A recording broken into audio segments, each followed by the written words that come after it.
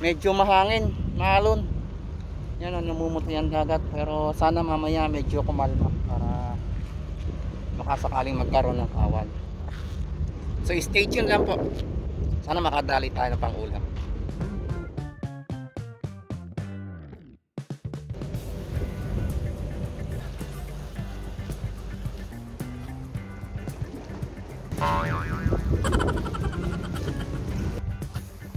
Mahangin pa rin mga master.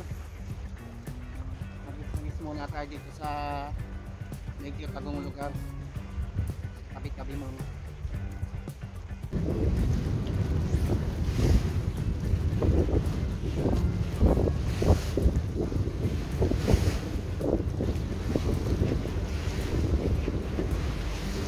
Dito mga master.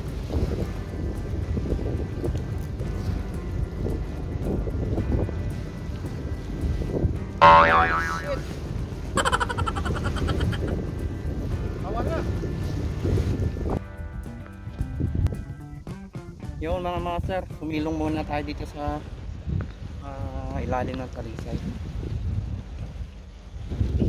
May gram sa taas, so nilagay siguro ng mga Koreano. Wala, iisa pa lang kumagat kanina, di pa natin na-land. Nakawala. Sana magkaroon bago tayo umuwi.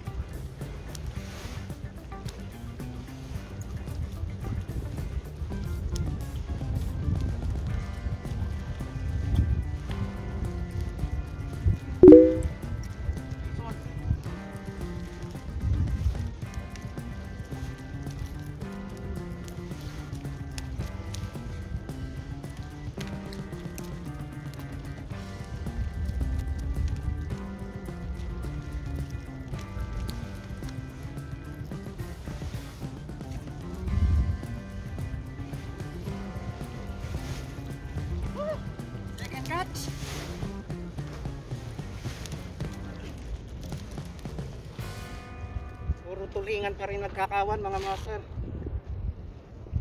Panahon pa nila wala pang talakito. Parang pa extra mga talakito.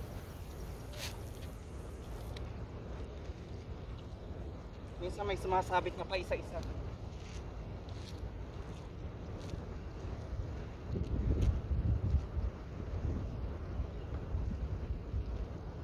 Yun, isa.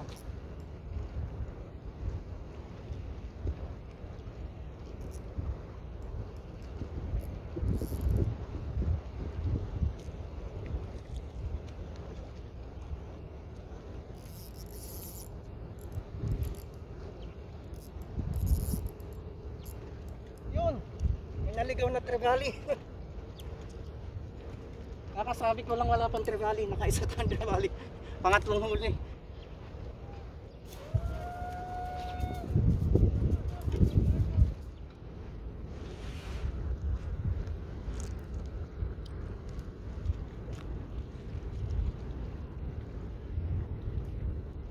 So yun mga master, di nyo bumalik yung hawang.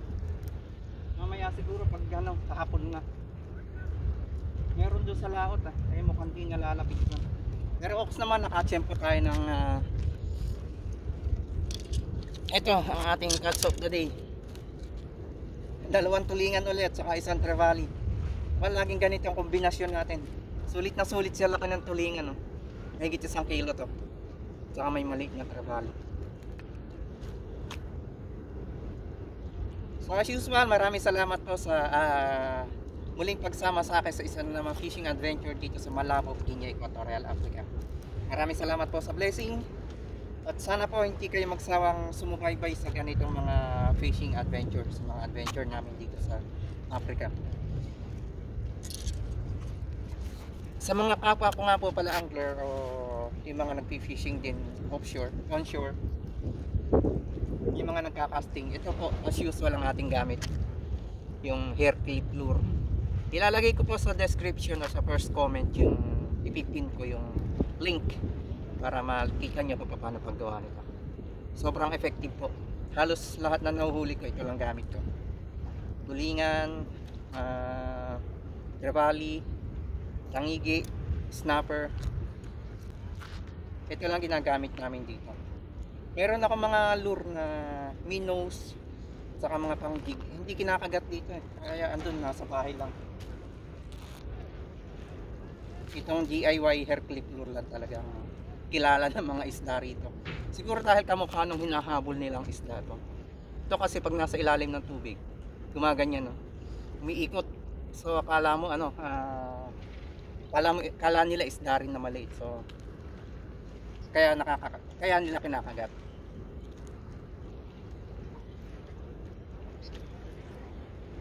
So maraming salamat po muli. Ingat kayo palagi. Pack up na rin ako.